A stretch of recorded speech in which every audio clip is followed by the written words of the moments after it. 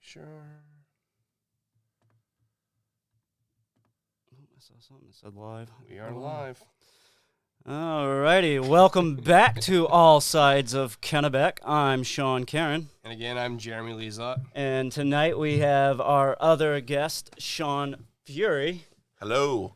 Who has started a peer-to-peer and group support service called Hero Support Guy. Yes. So let's get into a little bit about you. Let's what brought you into all of this type of trying to help people? What made you want to do this? Great question. So a couple of different things that I usually tell people about my origin story. Since, you can see heroism is kind of the metaphor that I use to help communicate some of the more abstract concepts around like life coaching. And I provide ongoing guidance and peer support, like you said. But the focus is around managing day-to-day situations for the human in you and others, right? So that we all know how to like make money and stuff, but we don't always know how to like get along well with people. And if you're at home, at school, at work, at church, wherever you spend all your time, you might as well have a good time, in a healthy way. So I'm a licensed alcohol and drug counselor, and I have been in the drug and alcohol counseling field for like 6 years. And but I thought, you know what? I wish that everybody in the community could learn the things that people learn at like rehabs and methadone and Suboxone clinics and one-on-one and group therapy places. But most of the time, people don't get taught stuff about how to manage situations for positive outcomes until after they get in trouble. Mm-hmm. So the first thing I tell people on a personal note is I grew up in a family where there was a lot of dysfunctional behavior going on. My dad was kind of a violent guy. He didn't really necessarily mean it, right? But that's what he got. He was from a really rough family when, and my mom had sort of a matching problem where she was kind of playing the role of the person that makes excuses for him. Right, like the enabler kind yes. of thing. Yep. Right. So then when I became a grown-up, I thought, geez, if there was one thing I could do with my life, what would it be? And I wish that someone had created some kind of training that could help people to avoid all those type of problems. Like, I wish my mom and dad had had some training around how to just manage situations for good outcomes, right? So when you're upset, most people say when they're mad, they can just act out. But that's really the most important time to know what to do. Right, to not act out. To not act out, right? So that way you don't ruin your success. Maybe you've got a good business going, but you get in a bad mood and you wreck it. Right. So, and like you said, enabling, helping people to stay stuck in a way of doing things that's not going to be good for their future. I know somebody that died at 25 of a drug overdose. Wow. And the person that was close to them had been making excuses for years. And to this day, that person wonders, would our friend still be alive if they hadn't constantly said, yeah, that's no big deal that you did this or that, thing. So I realized as an adult, I went into the helping profession field. I worked with kids at a group home. I worked actually with men at the Maine State Prison on the mental health unit. And then I worked with people in recovery. And I noticed that really my role, even though I was a behavior coach or a drug and alcohol counselor, whatever the role was, differed according to the job. But really what I was is someone that helped people. I used to say I'm really a situation improvement strategist, right? Because that's a good way to put it. Yeah, that definitely is a good way to put it. Like no matter what the problem is that brought you to me, mm-hmm. the solution is you're trying to figure out how to improve your situation. And if I believe in teaching a person to fish and not just giving them a fish, right? Well, then that's where the training and coaching comes in, right? Like because one day. Like I was a case manager at a homeless shelter in the local area for a couple of years, about 7 or 8 years ago. And I would give people rides to the hospital and help them with their rent and go to this and that court thing. But when they left the program, they didn't know anything. They were on their own. I had done all the work for them. Right. So I realized somebody needs to come up with some basic training that they could teach somebody so that they would know how to stay afloat when I go away. Right, because you'll eventually go away. Right. That's the idea behind it anyway. Yeah. So the word hero support guy comes from that because what I realized we all really need is like a driver's ed for the road of life. And you hear people say that sometimes, like, I wish kids in school could get taught this or that about how to write a checkbook or, Yeah, all the time. or whatever. I have And- 3 12-year-old girls, so I Yeah. say that all the time. Nice. That's exactly right. And I have an 11-year-old daughter, and she understands this stuff now better than most adults. Right. And that's the crazy part too. I mean, children growing up now, especially because like my background, I am an addict, and I will be for the rest of my life. I'm got 6 years of recovery now, but Which is awesome, by the way. thank you. Congrats. And one thing that I've always done with my child is I've always been honest with her about exactly what it is I was doing and how it was wrong and how these situations led to where I ended up, so that way when and if she ever gets placed in that situation, she knows from the start to say no. Exactly. Because yeah, it's important. I honestly think like with my situation was through prescription medications through a doctor, but not having that knowledge of like what addiction was. Like, don't get me wrong, I grew up around military people, so alcohol was always prevalent around a lot of the people that I grew up around. So, I mean, there was always the sense of an addiction, but it wasn't in the sense or the form that I knew of what an addiction was. Right.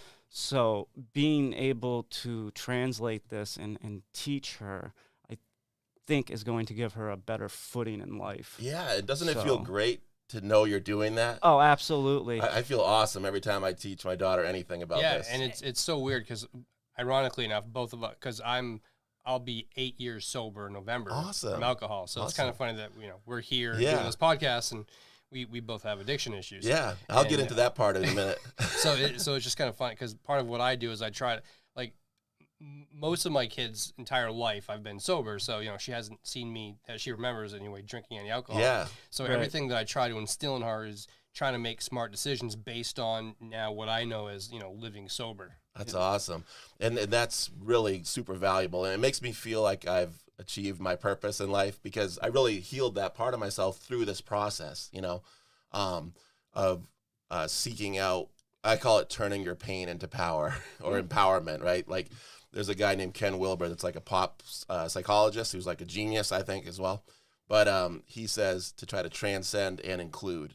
So you transcend what you went through, but you include it in your future. Yeah, of course. You know what I that mean? way maybe other people can learn from you. Right. Yeah. And so like my situation with the drug and alcohol counseling kind of came about through an evolution of that because I started out working with the kids and then I ended up going into working with men who are convicted of domestic violence, trying to kind of confront my abuser, so to speak. Right. And discovered what my own triggers were, oh, I don't like it when guys joke about hurting kids and their partner. Right. It reminds me of my dad who used to do that. But I also learned in that process that I didn't actually hate my dad like I thought. I loved him. I just hated the fact that he wasn't being my dad. Right. What he was doing. I hated the abuse and the mistreatment and the abandonment Right. that we all went through. And so my career with substance use wasn't quite as intense. I don't tell people that I was in alcoholism. I was doing alcohol abuse. Mm-hmm. So my dad was an alcoholic. He died of alcoholism. And he spent about 20 years on the streets of Vegas addicted to crystal meth as well. Wow. Sorry to Yeah. hear that, man. That's- Yeah, and he ended up dying of alcoholism. So that was a sad story. He had liver failure. And his brother, my uncle, passed away from an opiate overdose. So Wow. that Sorry to hear that. yeah, my uncle passed away in 2007, then my dad in 2014. But what I realized is I want to be part of the solution, right? Mhm. Absolutely. And at first I thought, well, my story is not really significant enough to be involved. I wasn't an opiate addict or anything. But what I realized is we all have a different chapter in the story of recovery that we can play Yep. or we can talk about. And a lot of the different problems that people have, whether it's criminality or domestic violence or substance use or anything else, gambling or, some kind of sexual thing or whatever, they all kind of get healed in the same way, right? Like you have to learn about how to change habits, but you also right, have it is to pretty much the same steps. Yeah. To getting back to learning how to be right. vulnerable, Absolutely. take risks, be open, and have confidence in yourself, self-love, and working in a good rapport with others. And that's for me what I call it lifescape management is all about. Is Nice. So we're in the studio, right? So it's a perfect example of what I tell people is In AA, Alcoholics Anonymous, they say to take it one day at a time. So yeah. I'll break it down even further and say take it one moment at a time, one situation. So right now, I'm in this room with Sean and Jeremy, and there's walls. It's a place. There's people, and we're doing something together. So and I can manage my own behavioral actions and how we're doing together as a group. If we don't like the norms, we can talk about them and change it. You know what I mean? Yeah. Right. And so getting people to realize that we're each kind of co-authors of the moment. Right. And like you said, most people don't know what an enabler is. They don't know what it means to be acting like in a way that could be described as perpetrating or domineering or abusive, right? And then when you start to discuss these uncomfortable situations, you start to get that stigma Yeah. that You're judging. that judgment stigma that comes into play. Yeah. And Right. Don't judge me. I've been rejected so much by so many people. It's weird, like especially the staff in the agencies and stuff. Like the clients that I've worked with have loved it because they all have. I talk about movie characters. Why does Voldemort not make it as far as Harry Potter and Hermione? Right. Because he's a villain. Well, what's a villain? Well, you ever seen Terminator or RoboCop?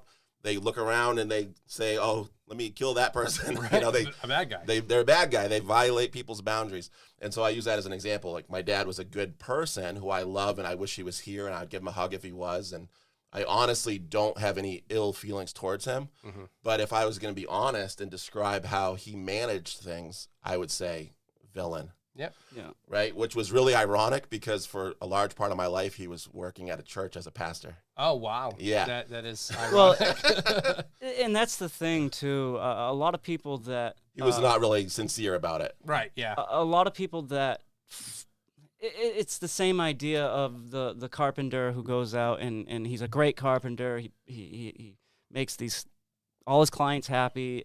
Everything he touches, he makes beautiful. But you go to his house and it's the Right. worst place Nothing's on the done. block. Nothing's Yeah. done. The grass is overgrown. Because Yeah. he's busy working, that guy. Right. But there definitely, it shows that there needs to be that management, but it shows how people can fall into that notion. Yeah, and for me, I think one of the places that it took me a long time to realize my own assumption is that I grew up in a family where you weren't allowed to be proud of yourself. So as an adult, I try to be proud of myself in public, out loud. And the reason I do that is I'll say, yeah, I went to wherever cool place. Where have you been? It's cool. And I genuinely want to know. Yeah. And I believe that we should esteem each other. And, a lot of people I've met, I'm from Maine originally, of course, and grew up here. But I think a lot of people have that hard-nosed Mainer thing where they're working and they don't really take time to ever think well of themselves as much as they should. Absolutely. And so they think that if I'm shining my light, how dare I do that? Right. That it somehow takes from theirs. Right. Or Right. they don't let themselves do it. They don't give themselves permission to be happy. to Right. be happy. To accept it. And what I realized as a drug counselor is one of the number one ways to reduce your compulsive use of substances, from my learning, is to have fun. Legal, safe, respectful fun. Yeah, no, absolutely. I have fun all the time.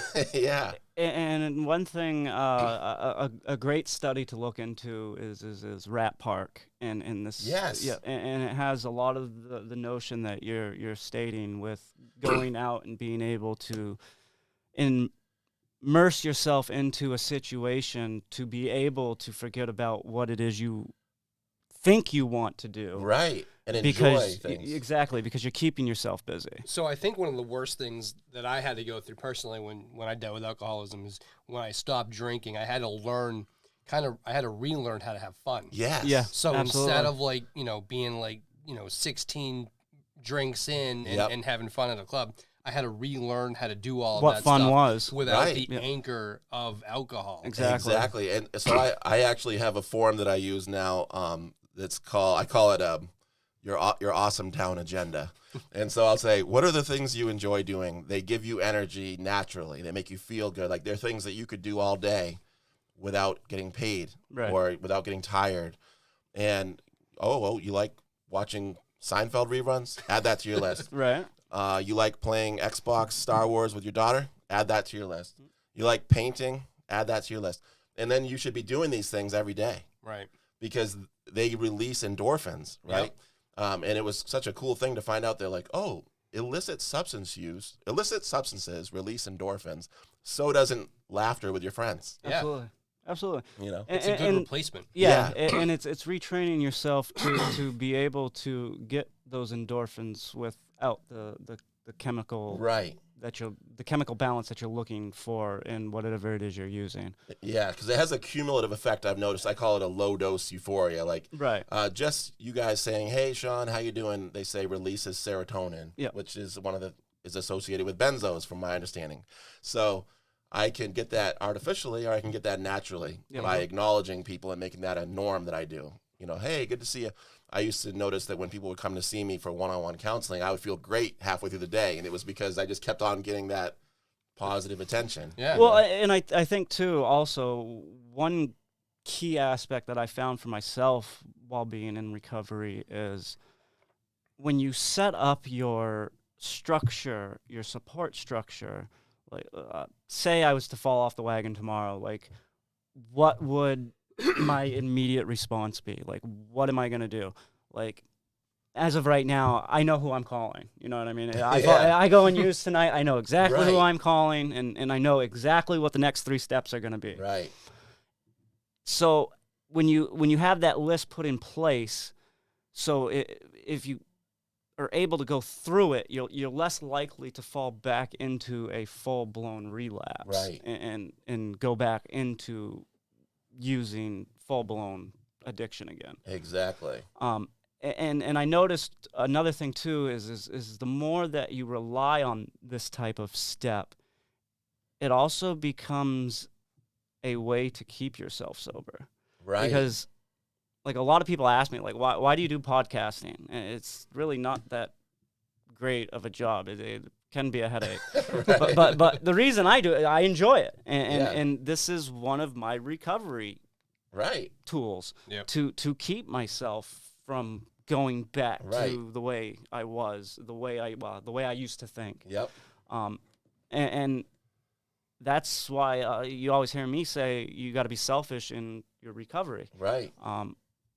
And I think that has a lot to do with it. And that kind of ties back into the self-esteem piece. Absolutely. I call it self-love. Yep. I like to say that heroism is love in action, because you have to be brave and courageous and willing to put yourself out there moment by moment, right? A lot of my friends that have studied heroism over the last decade or whatever that I've talked to have said, heroism involves taking risks and making sacrifices. And I'm a big fan of Brene Brown and her idea of vulnerability and social relating. So being willing, when someone says, hey, I heard you like New Kids on the Block, is that true? Yes, it is true. Even if it's not popular. Right. So even if it's like liking Nickelback. Right. Right. So people are like, a lot of people think that I'm like a juvenile, in my mentality because I talk about heroism, right? But they don't understand that I'm actually one class away from my master's degree. And the reason I talk about heroism is because I find it's more easy to digest those concepts than it is for me to read the textbook to you. It's teaching. Yeah, that's awesome. It's teaching the outline skills needed. Right. In a way that you're going to understand it. Exactly. Meeting people where they are. Yes. Because I used to play I like online role playing games like World of Warcraft. Yeah. I used to play that when I was younger. Yeah, WoW. And one of the languages that all the different characters in the World of Warcraft series could play is called gutter speak.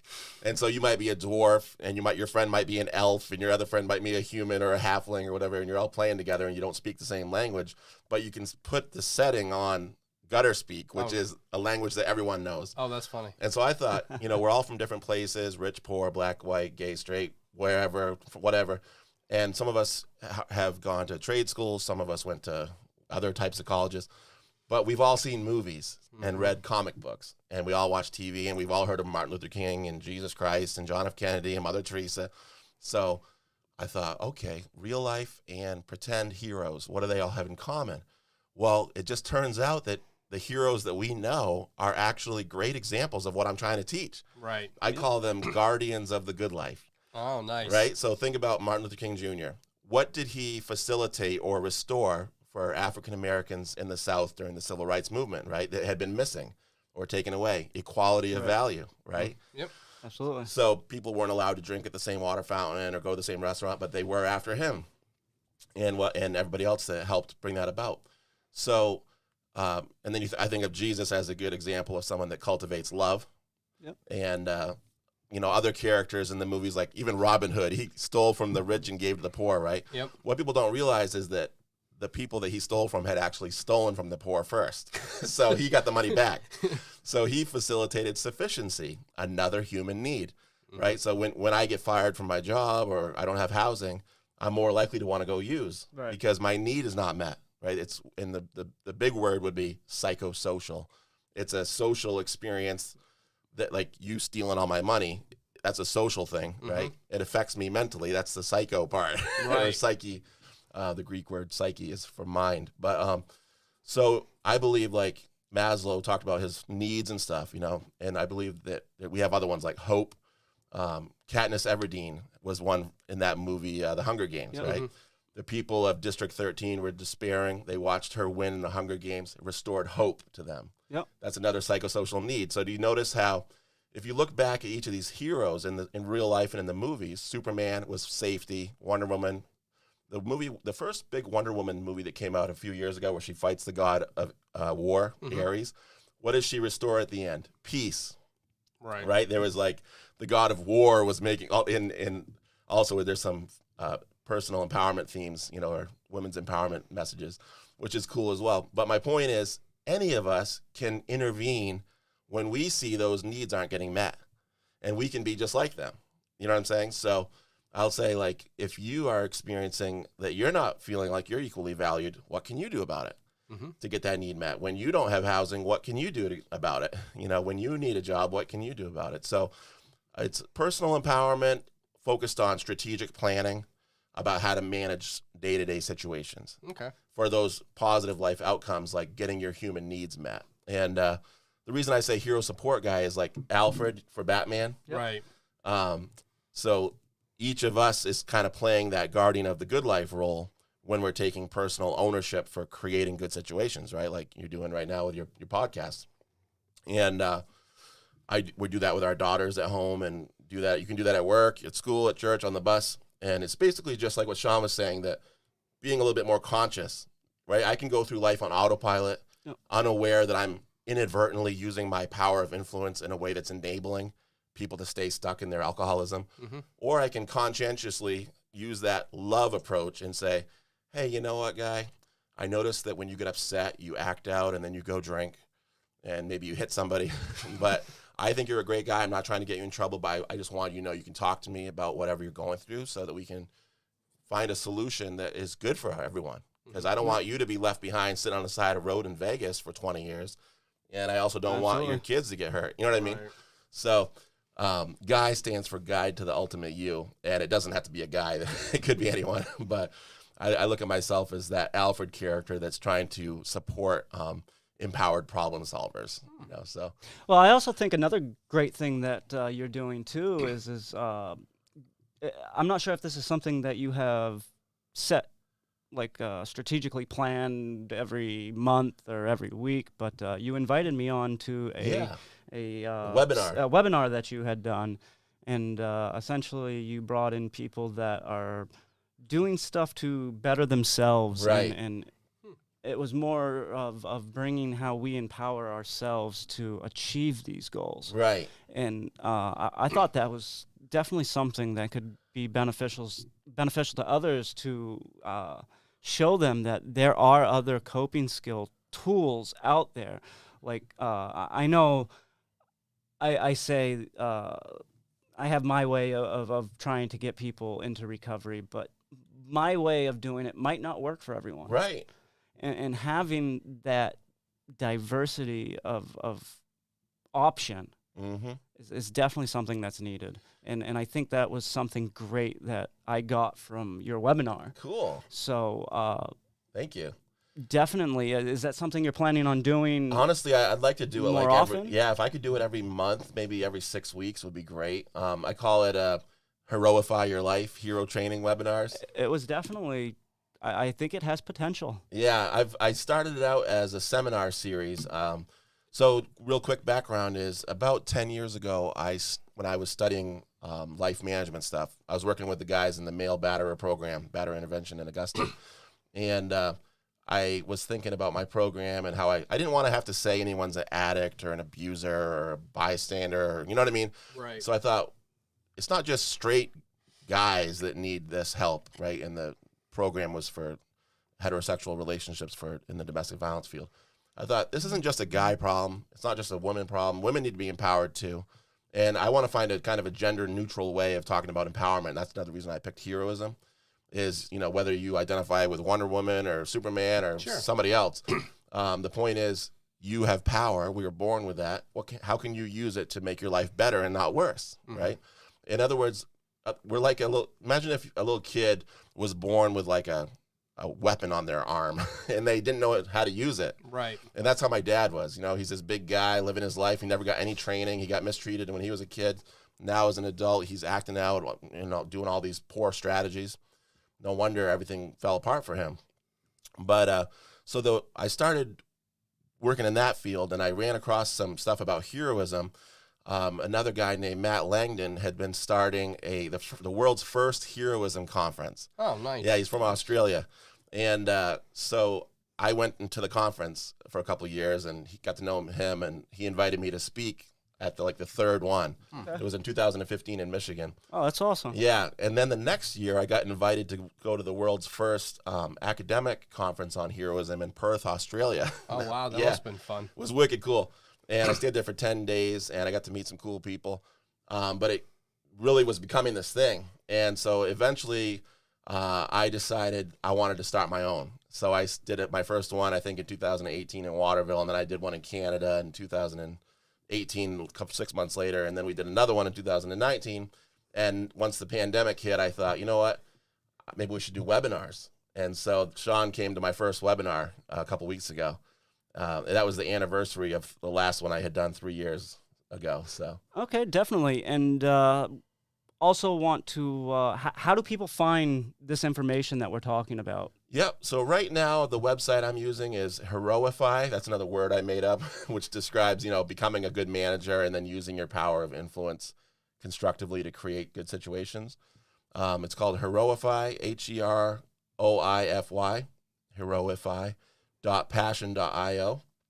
And that's going to be my app once I publish it. Right now, it's called a progressive web app. Okay. So if you can download it to your phone from your the Chrome internet browser, or I think there's a different one on Apple, but it's Safari. Yeah, and but eventually that's going to be on the Google Play Store and the Apple's Play Store. Nice. Apple Store. Yeah, that's awesome. Yeah, that's awesome. And right now it's free. So I have all of the content I've created over 10 years. I had published over 400 videos on YouTube. I was going to say, I was looking at quite a few of them there. So yeah. there is quite a bit of good information there.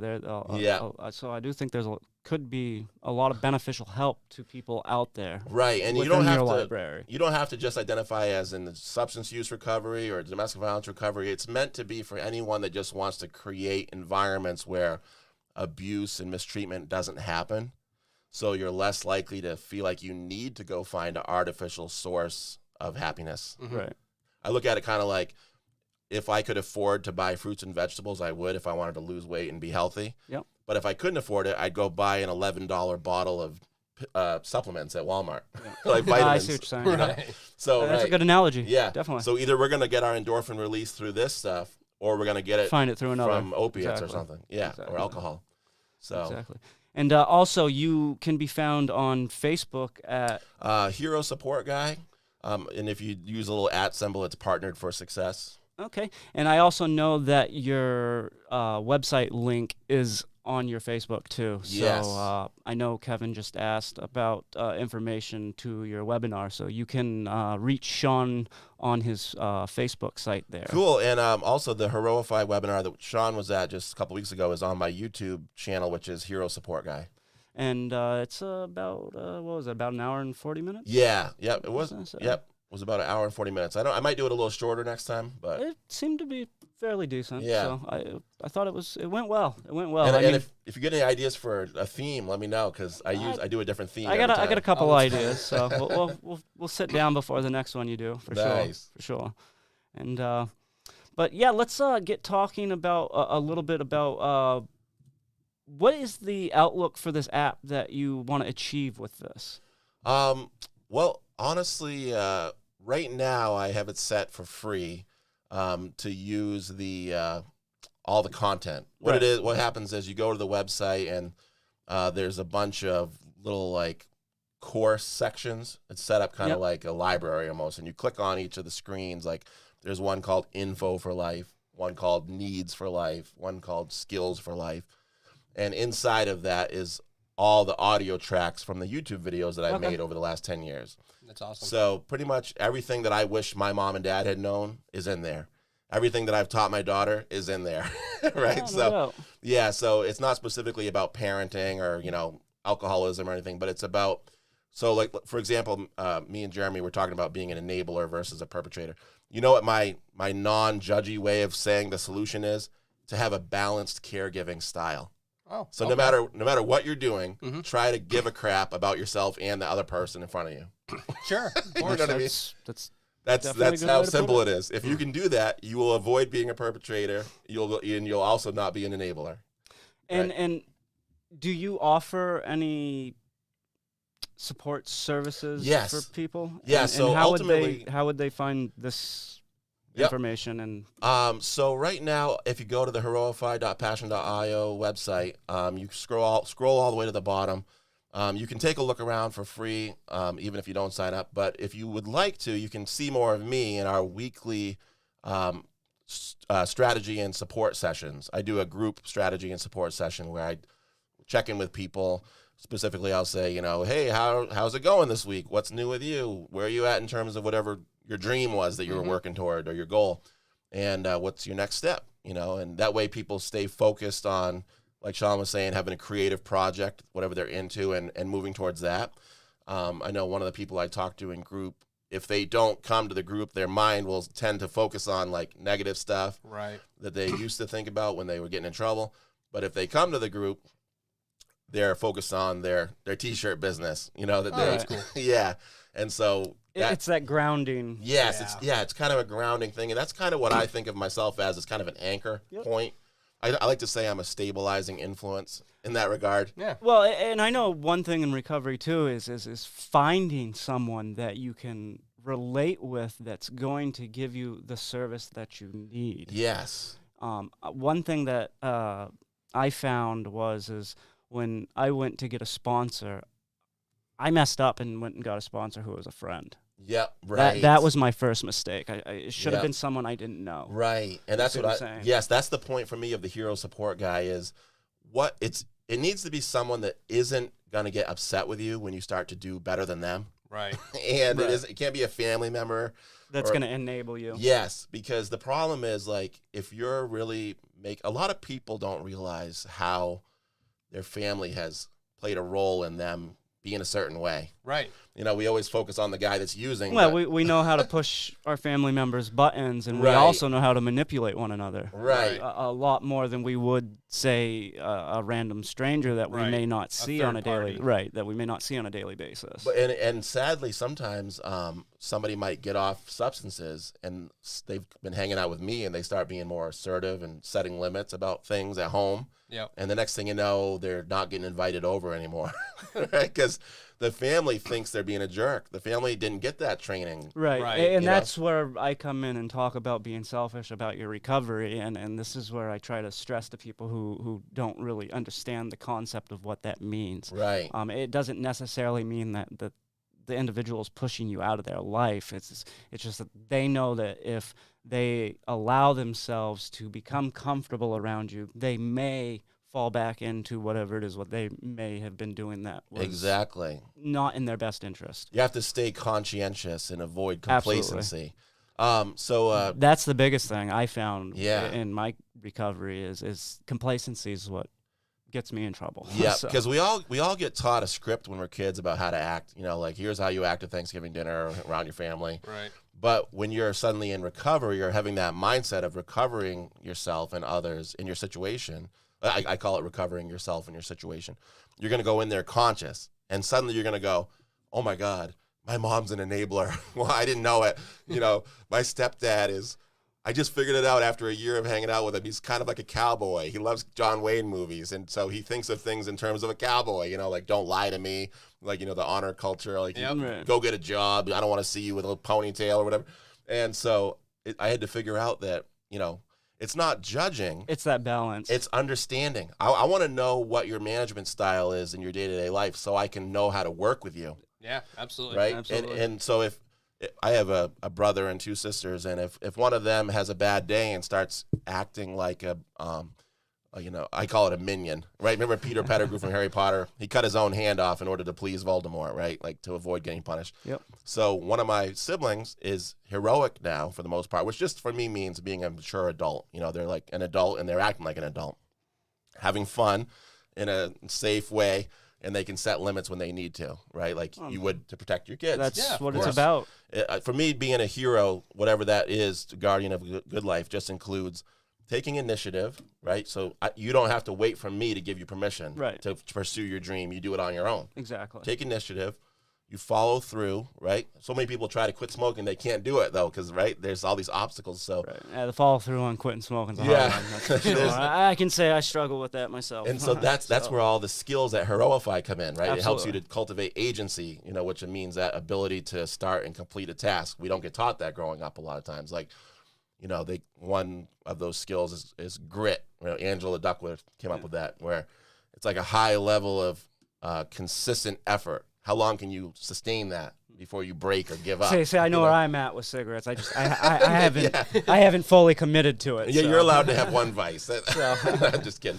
But we just say that at the same time. But I don't know. Where was I going with that? So So like I talk a lot about character types, and the reason for that is they represent a behavior pattern that someone could get stuck in, right? So growing up, I was playing the golden child role. I was the oldest, where you act like everything's fine, and your role is to make the community think your family's perfect. And I hated that because deep down I was masking a lot of sadness. Right.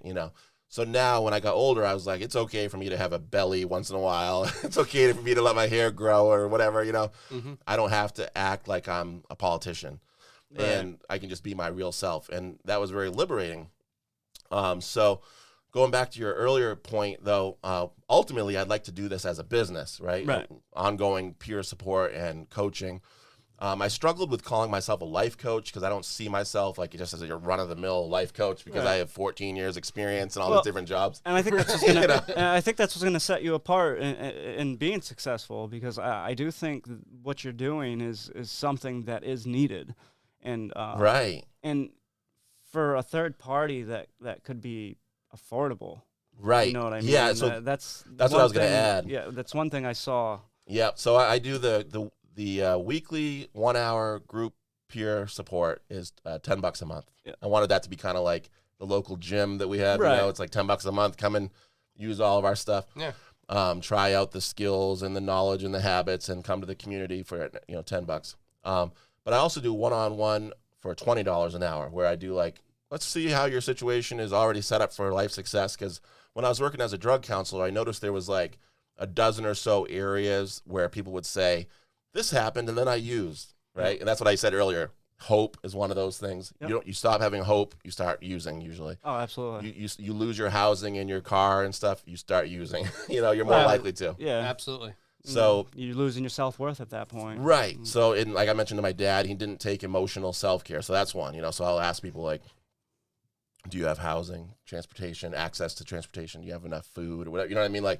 All this stuff. And so if you don't, there's no judgment in that. I'm not trying to say, oh, I do and you don't, because some of those things I don't have. But my point is that's the area that you can add to your situation improvement to focus on. Yeah. To set goals and getting yourself closer to achieving whatever that may be. Right. So step into your Batman empowered problem solver role, because you know how Superman has Metropolis and Batman has Gotham City. Yep. I think the Flash has Central City.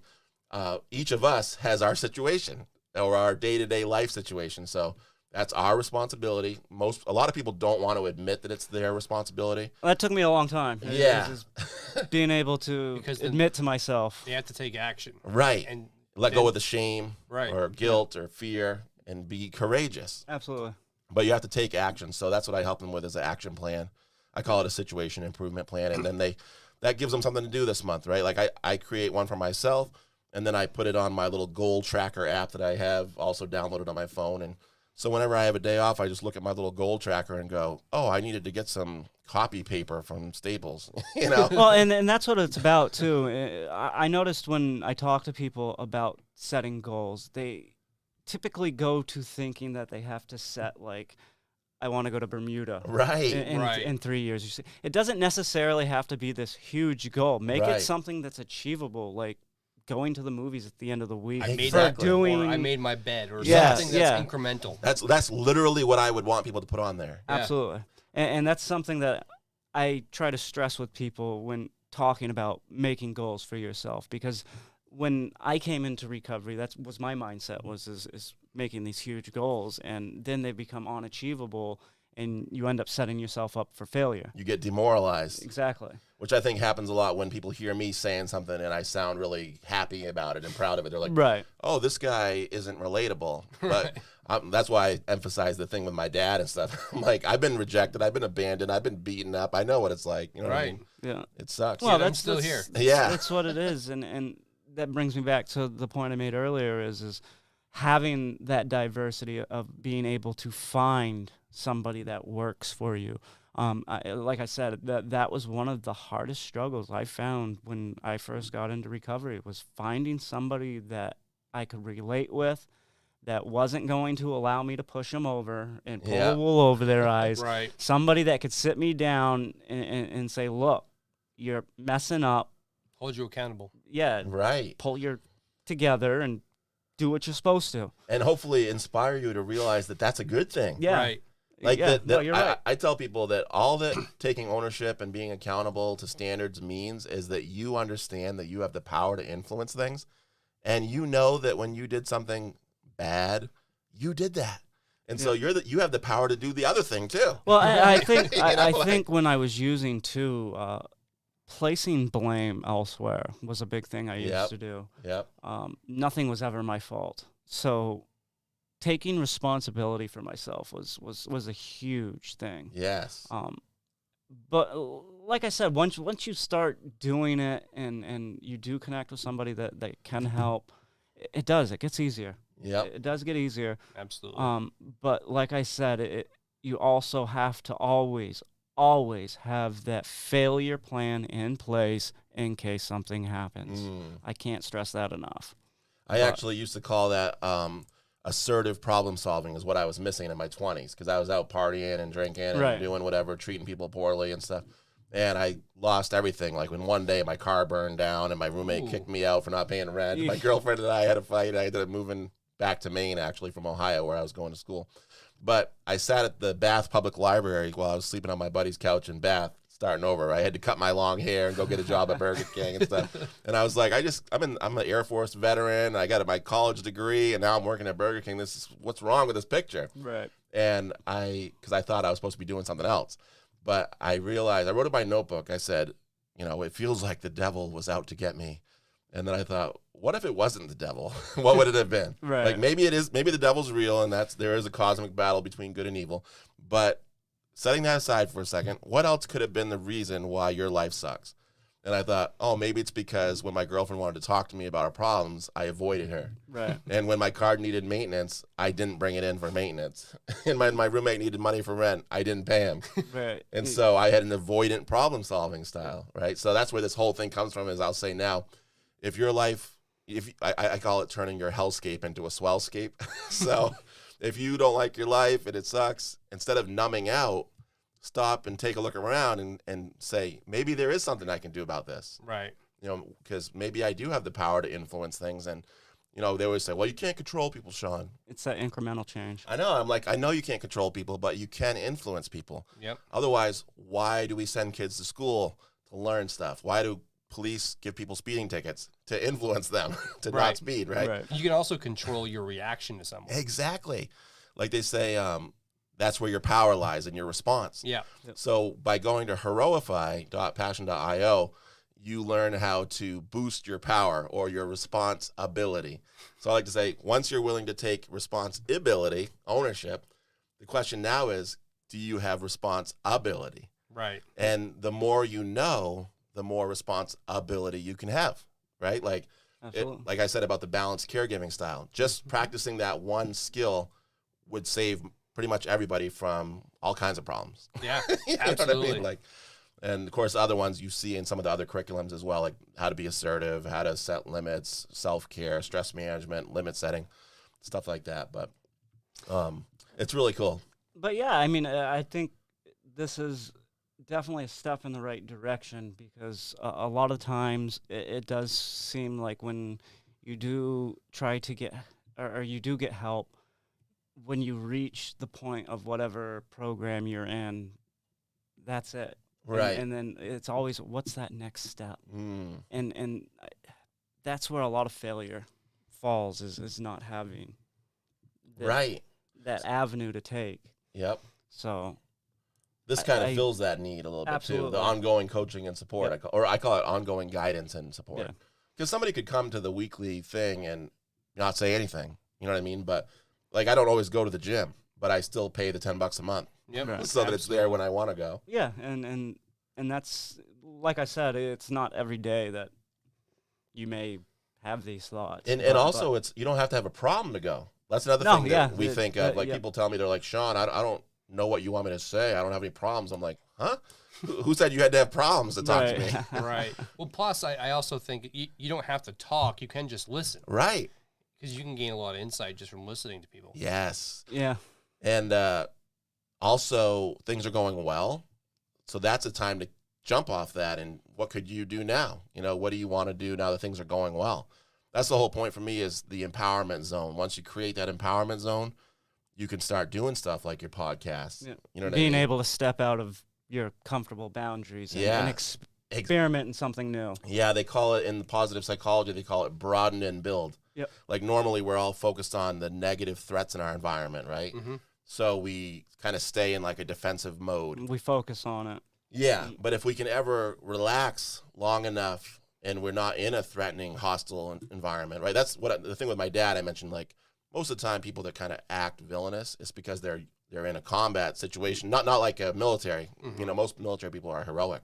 But I mean, like, my dad was used to, like, people beating him up all the time. Fight or flight kind Yeah. of thing. Right. So that made sense in that environment, but in a peaceful, you know, loving family, it doesn't make sense, you know? Yep. But, lost my train of thought. So, having that avenue to be able to access what you need to yeah, be able to connect. broadening and building. Yeah. So come to the weekly thing and talk about your t-shirt business idea, you know, and what's your design you want to come up with. You know what I mean? Like, And you may surprise yourself. I mean, I've a lot of times when I go to NA meetings, I do catch one every now and again. I'll surprise myself because I'll be hearing something someone else is going through, and it'll make me think of something that I've done, and then I can look at it and go, wow, I didn't know that actually helped me at the time. exactly. Being able to look back, and when you start learning these tools, you start doing them without even realizing you're doing them. Right. And I think that's where programs are become beneficial to people. Yep. To stay involved with it. Yeah. And they don't So- realize that it's gonna, like, actually a lot of times people just blow me off and they're like, you know, whatever. But I have to kind of laugh inside because they don't realize I spent 10 years putting this together. Mm-hmm. I didn't get paid for that. Right. Like, while other people were having fun with friends, I was at homework putting this program together. And like I said before, this is coming after 14 years of experience in the field. So, labor of love, and Yeah. it's probably how you figured out how to heal yourself. Right. And like you mentioned AA, I always say this is not meant to replace anything. It's not a religion. I'm not trying to be your Jesus. You know what I mean? Like, it's just like when you take your car to the mechanic, they look at it. You know, when you go see a counselor, you go see a doctor, and you have a hero support guy. Yeah. I believe that in the future, everybody's going to have a hero support guy. Because to me, like you said, it's we've seen rehabs and Suboxone and methadone clinics and stuff, and those are cool, and they serve their purpose, so go there. Yeah, I mean, But- it's a tool. Yeah, but on top of that, have somebody that's not your girlfriend or your family member to be the person you can talk to. That's where a lot of people go wrong. Yeah. I look at it in like recovery. it's a proactive approach. Yes, exactly. Because I wish I had a hero support guy. My mom is mine now, but like for a long time I didn't have one. Yeah, Exactly. knowing what Yeah. I know now, I wish I would have been taught a lot of these life skills earlier in life. Exactly. And I probably wouldn't have suffered as long as I have. Exactly. So that's why if you get people that be proactive as opposed to being reactive to Yes. after the fact. Don't wait until you've beat up your girlfriend Right. to start thinking about Taking responsibility then. Right. You know what I mean? Yeah. or, committed a crime or whatever. Yeah. Because everybody will think that's not going to happen to me.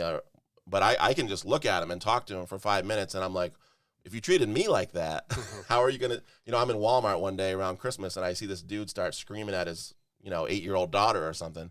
And I thought, wow, like I am having the desire to beat that dude down right here. So imagine what everybody else is going through. Right. I think having the ability to do self-reflection is very important. Yes, exactly. That's really a key skill. If people aren't willing to do that, and a lot of people aren't ready for something like this. Yeah, and that's why I stress with trying to get people help with the way that I tell people to leave pamphlets and stuff and information, because That's a good strategy. because when they pick it up and they do make that phone call, it's them doing it, not you telling them to do it. Right. That's another reason why I made it free for right now. Is just like, dude, you don't have to talk to me. Just go look at the thing. Right, just watch the video. Yeah, just just- read the stuff. Right. Send me a letter telling me how much you hate it. I have a review thing in there. On each of the skills, you can tell me I don't like this. But if you like it, if you want me to change it, tell me that too, Right. But the point is, I didn't just make this stuff up. This isn't just my opinion. Right. Well, and that's what I think will make it work so well is it's not opinion. It's factual based. Right. But it also has the human connection to the feeling that you're looking for. Yes. And that metaphor. Without having the feelings involved. Exactly. So Like on the clinical side of it, you could say like the behavior coach side, I have a bachelor's degree in psychology with a double minor in sociology and philosophy, which is all about the individual and group behavior and how we think. And my master's degree is in educational psychology, which is about curriculum design. And my curriculum is called Success GPS. That's what I call this. So I think of a hero support guy as kind of like that too. I call it sometimes an empower mentor, someone who points the way and also empowers you to go. get there. Yeah. We all need that guy you pull over and be like, which way is it to, Right. Lewiston or Need that where? push. Yeah.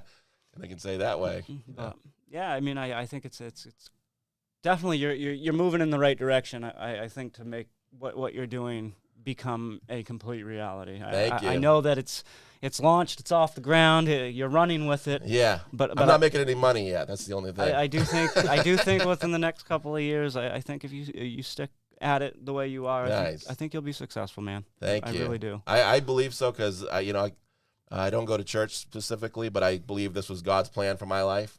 And I'm doing it, and it makes me feel awesome. You know what I mean? Well, And- hey, that's awesome. That's what it's about, because like I was saying, I mean, part of my recovery is the politics. Yeah. That's what keeps me sober. That's what keeps me from thinking the way I shouldn't think. Exactly. I've figured out a way to do what I like and use it as a beneficial tool to keep me where I need to go. Right. But like I said, making smaller goals instead of trying to make these huge goals, I think people go wrong. They set themselves up for failure. And that's one thing you noticed about the Heroify webinar is I didn't have a lot of like, this guy was in the Forbes 500. Right. No, it's just like regular people. Yeah, So-and-so is a life coach. Somebody else sells bows. Another person's a different type of trainer. And that's my point is I want this to be about real people creating a real life that's good for them and others. Real people and real solutions. Yeah, exactly. And, it's not about being perfect. Nobody's perfect. It's about progress. I call it, another word I use is progress management. Yep. We just try to do a little monitoring of things in a totally respectful way. You take the lead. I don't take the lead. I don't care if you do it or you don't do it. You know what I mean? Like I wish you would do it, like the customer, but I'm not gonna be mad at you if you don't. Right. It's not a cult. You're not gonna fire him. I'm not going to put you in the It's closet. not a job. No, exactly. But well, I think that too is why people fail in recovery, because they go into it for the wrong reasons. Yep. Then they're not necessarily like we said earlier. If you're going to go into recovery, you're going to do it for yourself. You're not going to do it for anyone else. Right. It Yes. won't work for anybody else. Yes, your kids, your loved ones, they may be a factor that pushes you into going to recovery. Right. But it still needs to be for something that you want to do. Exactly. Yes. For You're it to gonna actually work. You're gonna have to put that work in. Exactly. I used to tell people when I was doing the counseling thing at the agencies, like, what do you actually want to have on your plan? Yeah. Like, don't just, you could just make some stuff up, and they always do. Yeah. I want to take my dog to the vet. That's cool. But what actually gets you going in life? You know, Right. like, oh, you want to have a podcast? Write it down. Yeah. Right. Because that only helps them. It doesn't. Right. It doesn't help you at No, all. yeah. It just bullshit you. or Exactly. something. And just bullshitting me is only fooling yourself. Right. Like, I'm not going to lose sleep at night if you don't do it. No. But that's another one of the skills. I used to lose sleep at night, and I realized that was another role I was playing, was the false savior. Like, here, I have the key to unlock The your savior chains. complex. Yeah, the Messiah. And then I realized that's another way to mask sadness, right? Because as the oldest of 4 kids, I was sad because I Right. saw, oh man, my brother's been affected by this. My sisters have been affected by what Your happened. mother. My mother's been affected, and there's not a damn thing I can do to stop it, right? Yeah. My dad's not even alive anymore, and the damage is still happening. Yeah. Every day. Yeah. So that I had to, what's the healing thing to do? Cry it out. Shake it out. Like, let it out. But then after you're done with that, Yeah. what's the next step? Exactly. And that's where the prevention part comes in. Exactly. So people will think I'm being judgy. That's fine. I'm not being judgy. You don't, one person said, Sean, you're never going to find a perfect person. I was like, you think I'm doing this to find a perfect person? I'm not trying to find a perfect person. I'm trying to help show the way, because, they're always like, well, Sean, there's no one way. And I know there's not one way. That's another thing I always try Best to debunk. way to lead by example. Well, I always say we could have, if we wanted to talk about birds, right, we could have 10 different classes on 10 different kinds of birds. One about crows, one about flamingos, one about ravens, one Right. about chickadees. Or we could just have one class where we talk about all the underlying things they have in common. Right. So that's what I've done. You have your way of living, and you have your way of living, and I have my way of living, and that's great. They're all different forms of life. But underneath, you can tell if it's good for you Right. and me. What are the things that you need in Right. life? Like, Do you feel a sense of hope doing your thing? do you have the love connection with Yeah. your loved ones? You have a good rapport with Right. people. You don't want to off yourself when you get home at night. You know what I mean? Like, having those healthy relationships. right. Absolutely. Because there's nothing wrong with wanting to off yourself if you're in a shitty situation, my friends. 'Cause you're Well, just trying yeah, to and end it at that's another thing too. Is telling yourself that you're allowed to have these feelings. Right. That was another thing I had an issue with. Was being able to feel Right. a Yes. sense of something. Mhm. I know, like, empathy is a really hard thing I struggle with. I have a hard time empathizing with people. Like, Yep. I know things are wrong, and I know that may suck. It may be a horrible outlook for whatever's happening to whatever the situation may be for a group of people or a person or whatever the outcome is. But having the knowledge of that and being able to learn and use it, I guess. Mm. It's definitely tools you need to keep moving forward and succeeding. Exactly. I look at it like, I've mentioned my dad a lot. Like, that's the empathy part for me. When I was younger, I had a lot of bad thoughts about him, and wanted bad things to happen to him. But I started getting these calls from Vegas. Your dad's in the hospital. He's been beaten up again. Your dad's been tased. He got hit with a lead pipe. Somebody ripped his ear off in a drug thing, right? Yeah. Wow. He got thrown down a flight of stairs. And eventually I was going, God, please stop hurting my father. Right. The dude has paid his penance or whatever. Like, I'm sorry for wishing ill on him. You know what I mean? And Yep. I started realizing that was kind of the empathy builder for me. Like, I don't want people to go through bad times. You know what I mean? Like, even if they did do bad things, you know, I sometimes want to, Right. but really what I want is for people to have a good life and stop doing stuff that's ruining their life, you know? Yeah. Being able to draw that connection, knowing that, yes, you can feel that way without acting on it. Exactly. And also I talk a lot, you know, sometimes when like in this webinar, I hit on these, you know, areas that sound like, you know, my trauma history or whatever. And I'm not a mental health guy, so I want to point that out. I don't do trauma work or anything. But this also is good for people who are trying to create empowering cultures at work. If you want to be more profitable and productive, right? It's better to have a productive and healthy environment at work than it is to have a toxic workplace. You know? Well, Yeah, and absolutely. And that's what's great about what you have drawn up here is how diversified of an outlook and how many things this can be applied to. Exactly. That is how beneficial this is. Yes, thank you. And that, I think, is why this is going to be so successful for Right. you. It was meant to So- be kind of a grand unified theory for me, you know, of like, not science, but Right. like, I guess psychology or sociology, you know. Sociology is the study of the individual in the group context. You know, and I know you guys talk about stuff like that in the political side, like about how the media affects people. Yep. Right. Yeah. You know, so we run into a bunch of people and they're all looking at me like I'm a jerk because I'm saying that I'm pro-individual or something, right?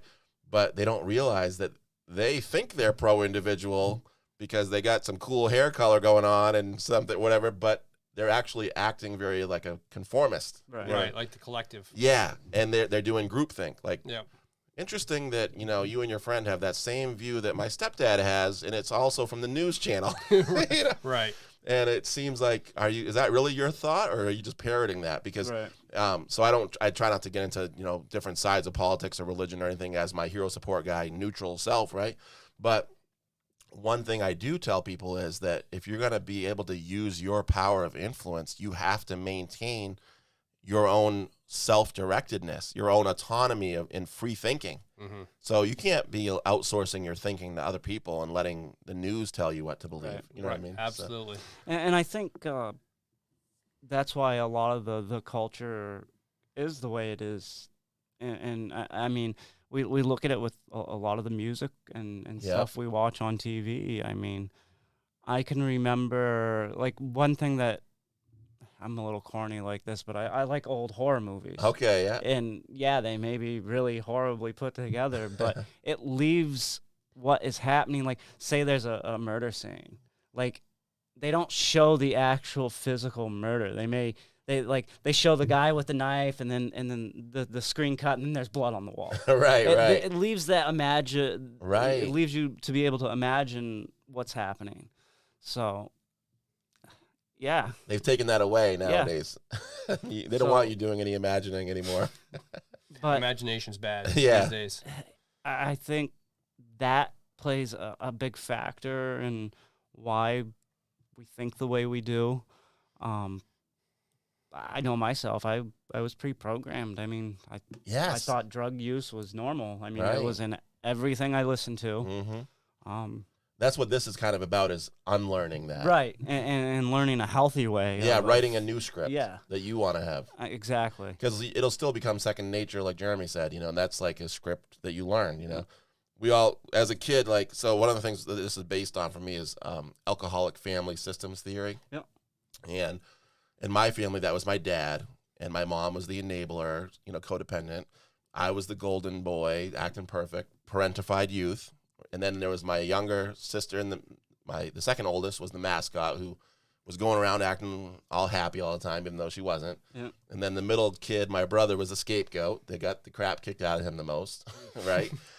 I call that the psychic dumpster, where mom and dad don't want to talk about their problems, so they take it out on one of us, Right. and that's him.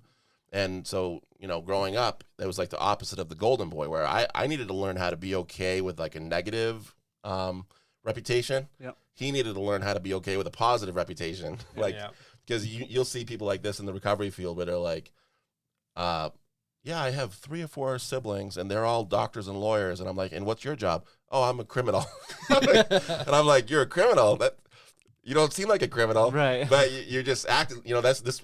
they don't acting a part. Yeah, they're playing a role. They haven't transcended that script. They don't realize that you're still trying to fit in with that family system. Yeah, the family dynamic there. Right, and this is not. And it's easier, and I think it's easier to become more comfortable than it is to be proactive. Oh yes, comfort is Yeah. a killer. this is very hard to do. That's another reason a lot of people don't do it. As I try to tell people that up front. Like, it's almost like Morpheus when he said, "I can only show you the door." Yep. Right. Or, It's up to you to walk through. yeah, and I didn't promise you anything except the truth. Right. The reality is that I've endured a lot of bullying as an adult. I've been the target of bullying a lot at different jobs and stuff because of being good at my job. Yeah. People like me in the group. Well, I mean, I get this too with the politics, and people will be like, well, why do you focus so much on the politics? You're kind of a butthead. You've been talking about politics for 6 hours.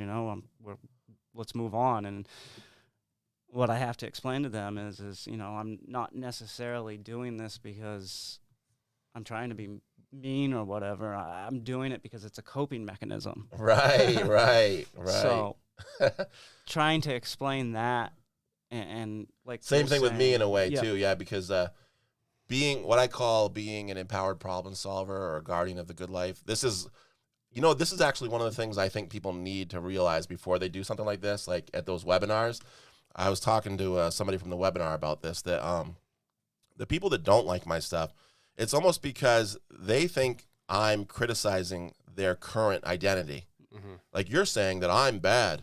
And what they really, I think, should be doing, this is where maybe another religious thing comes from when I was a kid, is, how they say... Well, it definitely falls under, like, me being a Republican. I get this a lot, like, because I'll point things out that I think are wrong, and they're like, well, you don't even agree with it, so... And then it's a big deal. And it's about identity, I think. So, like, when it comes identity politics. When it comes for to... me, anyway. Yeah. Well, you might have done it. I'm not completely sure if you have, but I bet you probably have, like I have hero support guy. I go around and I say I'm Mr. Hero support guy, your friendly neighborhood empower mentor, guide to the good life, right? And remember, there's like a Bible verse that says, "Lest ye be born again, you shall not enter the kingdom of heaven." And I think about that in terms of the phoenix being reborn. Like I named myself, right? So I'm Sean Fury, Clark Kent, and Superman. Deanna Prince and Wonder Woman, right? There's my normal day-to-day life is Sean Fury, mild-mannered guy, but my your alter ego. My alter ego is Mr. Hero Support. Right. And once I developed Mr. Hero Support, that was easy for Mr. Hero Support to learn all these new skills. Right. It's applying it. Yeah. You still have to personally learn it. Yeah, and that's been a little bit of a struggle for myself too. So yeah, it's definitely a learning curve. Like, do you have a nickname that you go by or anything that has to do with your podcast? Oh yeah, used to go by Sean Ross Still is what I used to go by when. Well, the original Ross Perot. Yeah, the original Ross Perot. So there you go. That's where that came that's from. like that Mr. Hero Support. Yep. See what I'm saying? So when somebody tells you, like, hey, you want to learn about something about politics, you're like, yeah, I do. And because it's not a threat to your identity. That's what your identity is. Yeah. Right. You know what I mean? Like, exactly. And I think that's where I've gone wrong with the people that didn't like my stuff or they didn't get it, is they're like, you want me to be assertive? I think you want me to have a good life? I already think I have a good life. I'm like, no, I know that you think you have a good life, but really you have a life that is good enough to make you want to drink every night. Right. Or or that they think it's comfortable. Right. Exactly. Or not that it's good necessarily, but that they're comfortable with it. Right. And that's they've accepted comfort. They've accepted it. Yeah. Yeah, and that's the danger, I think, of this stuff, is that once you start trying to be conscientious about everything, it can be a real upheaval and really wreck your current situation. Right. Yeah, it kind of wakes you up. Yeah. There's definitely a fine balance that comes with it. And so it takes a little while to learn. It does. I always tell people, like, don't go around confronting everybody. I did that at first. I was confronting everyone, like, why'd you do that? What did you mean by that? Why don't you do this instead? And next thing you know, everybody hates my guts and is trying to destroy my career and ruin my life. Yeah. Well, let's dial it back a little bit. Yeah. So what I say now is just go low and slow, under the radar. They don't even have to know that you're doing this. When your husband asks you if you want to watch TV and for 20 or 30 years you've never used the remote and you're starting to think, I want to use the remote, you don't have to say, this Sean guy told me that I'm empowered to have the remote.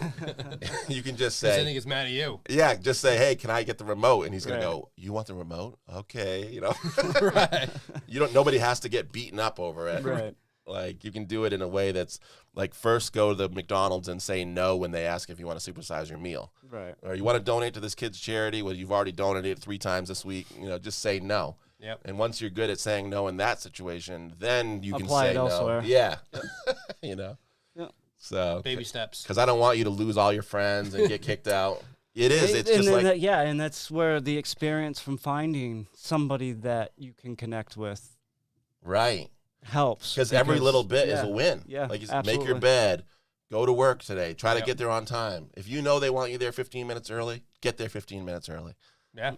You Exactly. know? Yeah, it's having that. And that- it that might not be rapport. that you agree with that policy, but you know that that's their policy. Yeah. Right. Small wins. Yeah. Yes. Small wins will add up. Exactly. That cumulative effect. And I call that awesome town. So you're still going to have pain and problems and sadness, but you're going to be able to feel them. And that's a win. Yep. And you're going to have way more good times. And being able to cope with those feelings. Yep. And you're going to be able to stay in that good situation longer. You know, so like if you're someone that is able to have a beer, you can go have a beer, but not if you know that having one beer is going to lead you to 20. Right. That was my situation. Yeah. That's a different thing. Oh yeah. Yeah, and then you've learned to, and I'm sure in the beginning you cut it all out. You stayed right away Cold from turkey. it. Yeah. And then you knew what It- situations would have I led could- to it. Even at the beginning, I could do whatever. It was just like the first sip of beer. As long as I don't take that first sip, I'm golden. Yep. Nice. But throughout the whole thing, I've been able to go to bars. You know, I can Oh, hang wow. out with friends that drink because I have good self-control. I just Yeah. don't have it when I start drinking. Yeah. right. I lose that ability because I'm partially ADHD, so I have like that addictive personality. Yep. So, which is probably why after I stopped drinking, I put all my other free time into work and stuff because I have that Yeah, yeah. personality. So that way, yeah. So if I don't drink at all, then I'm fine. Yeah. It's always like that. One beer turned Right. to 2 beers, 2 turned to 4, 16. Right. That's your kryptonite. Yeah. Next Exactly. thing you know, it's like I'm waking up I'm on a bender with like, I just got done drinking And some it's funny. vodka. It's Yeah. funny that you say kryptonite because, like when I was using, it got to the point where I was using just to keep from being sick. But Mm. that's not why I liked to use. Why I liked to use my kryptonite to using was that nod. That nod is what I am addicted to. That is what I love. Okay. Yep. That is what I seek when I use. It's Yeah. just that nod. So knowing that now, you Yeah. know what I mean, knowing Yeah. your triggers, Yeah. Yeah. being able to talk about it. But yeah, it did. You're right. You're right. Yep. And that's just it for people that don't know. A trigger is one of Yep. those things that makes you want to go back to using, or there's emotional stress triggers might make you want to flip out or act out. I think of it as kind of like stepping on a landmine. You've got like 10 seconds to defuse it before Right. to No, it's use good. like a war way to- reference. Good way to think of it. But yeah, Jesus, looks like we're coming up on an hour and 12 minutes here. Nice. So I guess we can wind down here. Did we hit everything that? I think so. Thank you so much for letting me share about my hero support guy life coaching business. Yeah, we Definitely. appreciate you coming on board. I'd is like awesome. to have you back in the future. Yeah. And, we'll have to see how things are going with you. Absolutely. And same to you within our next, whenever you want to come on another webinar. Yeah, definitely. Jeremy's invited. I would love to come on. Appreciate It looks like Kevin Kitchen would like to be a part of it too. Awesome. And, he's running for office. So. Oh, wow. That's really cool. so- Thanks, Yeah, Kevin. he's running for Senate in the local district. Nice. That's Oh. awesome. And thank you guys for being honest and open about your own recovery experiences. Oh, well, the reason I am now, like, I used to think that I was ashamed of it. Yep. Like, I used to not tell anyone. Yeah. Like, now I look at it as I may tell 10 people, 9 of them may not even care. Yeah. But that other one that it may help, that's Right. what it's about. It might encourage someone. Yeah. And exactly. That that's- last person. that's the 10th right person. thing. I mean, from the clinical best practice side of it, right? People can look up Brene Brown on YouTube. She has this talk on vulnerability. And she talks about that if you want to be able to build rapport with somebody, Yep. you have to be able to do a couple things. You have to have genuine curiosity about other people, and you have to be able to be authentic, and you have to know yourself first and want to be known by others, right? And then you have to be willing to put yourself out there. Right. And then we can have a commonality like, oh, I like the Red Sox, you like the Red Sox. Now we have more social intimacy. Right. It's more like that connects. Yeah, we have a connection, Right. and we can use that as the basis for our rapport. Exactly. You know? Exactly. Hey, you're the guy that likes the Red Sox. Cool. You know? Awesome, you guys. And the other guy might like Fenway. Right? Might just like the baseball field. So, who knows? All right. Thanks, guys. And we're going to cut it out. All right. Alrighty. Thanks, everybody. Till next time, I'm Sean Karen. And I'm Jeremy Lezot. Remember, a true patriot